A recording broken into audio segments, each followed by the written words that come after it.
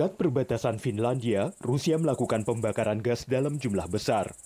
Meski pembakaran gas umum di industri ini, Rusia telah menghancurkan gas senilai sekitar $10 juta setiap hari selama 2 bulan, pada saat Eropa menderita akibat kekurangan gas. Para ahli menggambarkan hal ini sebagai bencana lingkungan. Due to the war in Ukraine, there is very little information about what is actually happening there. So we can only speculate that right now there is some technical difficulties. Lokasinya adalah Portovaya di Rusia, tempat stasiun kompresor untuk pipa gas Nord Stream 1 yang mengalir di bawah Laut Baltik ke Jerman. Gazprom yang adalah BUMN Rusia belum mengomentari mengenai pembakaran ini. Dalam beberapa pekan terakhir, Rusia memangkas aliran gas melalui Nord Stream 1 menjadi hanya 20% dari kapasitas, dan pekan lalu ditutup seluruhnya selama 3 hari. Menurut Rusia, ini karena turbin perlu perawatan. Tapi Eropa membantahnya dan menuduh Kremlin menggunakan gas sebagai senjata. Das ist, glaube ich, ein Spiel. Unser Problem ist derzeit, dass wir nicht in der Lage sind, auf dieses Spiel adäquat zu antworten. Und das ist die Aufgabe, die jetzt vor uns liegt. Deswegen so viel wie möglich zu versuchen einzuspeisen, wo es geht. Harga gas Eropa sudah melonjak sekitar 10 kali lipat selama dekade terakhir. Jerman menyatakan krisis gas pada bulan Juni dan memperingatkan bahwa konsumen dan bisnis harus melakukan pemangkasan. Dan konsumsi sudah turun sekitar 20%. Dalam pidato yang gamblang, Presiden Prancis Emmanuel Macron memperingatkan ini akhir dari masa kelimpahan. Notre liberté, le régime de liberté de vie dans lequel nous nous sommes habitués à vivre, a un coût. Rusia memasok 40% kebutuhan gas Uni Eropa tahun lalu. Saat Kremlin mematikan keran gas, Eropa berebut mencari sumber alternatif. Impor gas alam cair atau LNG, termasuk dari Amerika Serikat, telah membantu mengisi lokasi penyimpanan gas hingga 80% kapasitas, dan 2 bulan lebih cepat dari target Uni Eropa. Eropa sedang mencoba untuk melepaskan diri dari gas Putin, tapi menurut para analis, itu akan makan waktu setidaknya 2 tahun. In the meantime, he has leverage and he will use it all he can before he totally loses the business. The dependence of Europe on Russian delivered gas by pipeline is much greater than let's say, the importance of that money for Putin because he makes so much more money from oil. Di seluruh Eropa, sejumlah terminal baru gas alam cair sedang dibangun. Pembangkit listrik tenaga batu bara dan nuklir yang lama dihidupkan kembali, dan ada investasi besar untuk energi terbarukan. Tapi dalam jangka pendek semua itu mungkin tidak mencukupi. Dan pemerintahan negara-negara Eropa memperingatkan tentang akan datangnya musim dingin yang sulit. Dari Arlington, Virginia, saya Helmi Yohanes dan tim VOA.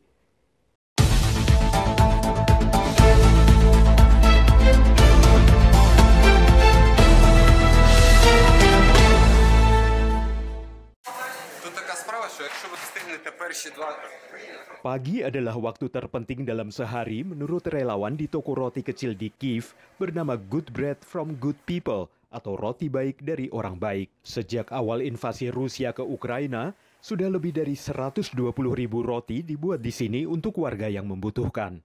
Ми вже були у Макарові, Чернігові, у Донецькій області, передавали наш хліб у Харків.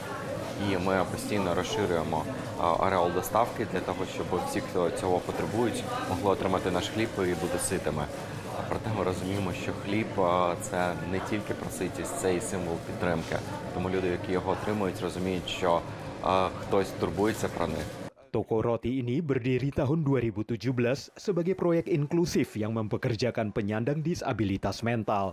Katerina yang berusia 27 tahun adalah salah satu karyawan. Menurutnya, toko ini memberinya pekerjaan dan dukungan kekeluargaan.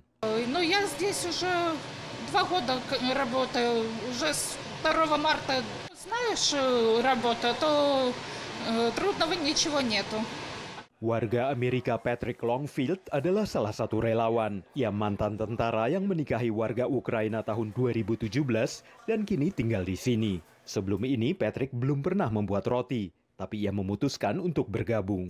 I fought before as a soldier for the Americans, and it's a very difficult job, a dangerous job, but it's very hard on you. And so I'm a little old for that. I wanted to help the country in some way. And so I thought, well, this would be a good way to to help the country. Minibus berwarna cerah ini selalu disambut baik oleh warga di wilayah yang terkena bencana paling parah di Ukraina. Магазинів зараз тут нема, і без хліба нам їхати у центр – це дуже дорого. Pemilik toko roti, Vladislav Malashenko, sering menemani para relawan yang datang untuk membagikan roti dan berbicara dengan warga setempat. Сьогодні ми привезли 600 буханок хлібів, і ми роздали половину. І от завтра, післязавтра це все те, що здасться. Тобто і люди будуть чекати цього хліба ще тиждень, поки ми не приїдемо.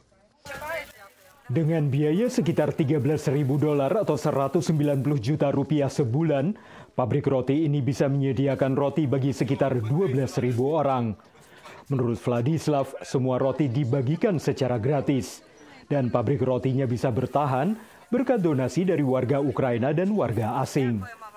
Selain memberikan dana, para donatur ini juga menyumbangkan tepung terigu serta bahan lainnya untuk membuat roti. Dari Arlington, Virginia, saya Helmi Yohanes dan tim VOA.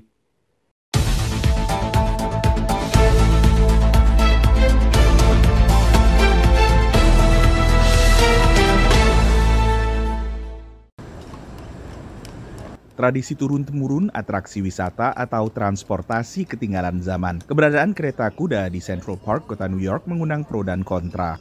I've been here over a number of years and I've witnessed horses that are not in good condition, and I definitely think it should be banned. It's not fair, especially when you look at temperatures that we've had recently, and in normal summertime it's just not conditions for our horses to be used in that way.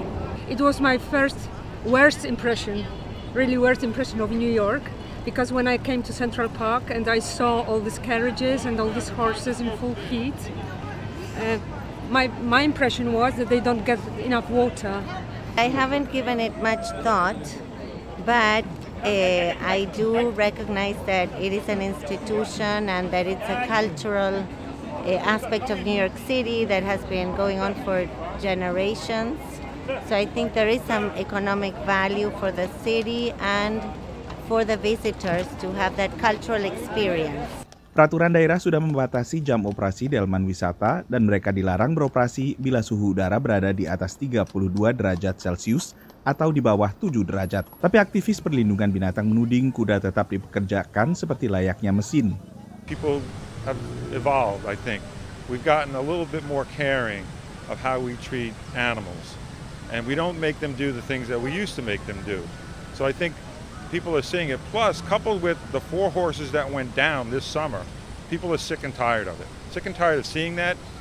Just for a carriage ride, it's, some tourist amusement. Everybody should boycott, the carriage, horse carriage rides.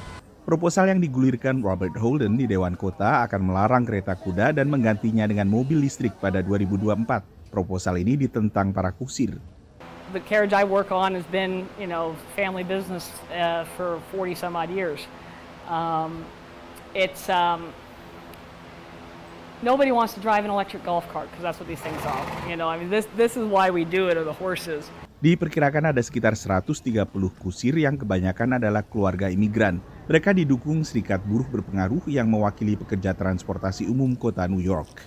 Pendukung peraturan daerah juga menyatakan bahwa kendaraan listrik bisa dioperasikan 24 jam dan dalam segala macam cuaca, sehingga berpotensi lebih menguntungkan dan meningkatkan pemasukan para kusir yang beralih menjadi supir. Tapi menurut para kusir, siapa yang mau bayar mahal untuk sekedar diantar keliling Central Park dengan menggunakan mobil listrik saja? Dari Washington DC, saya Nova Purwadi dan tim VOA.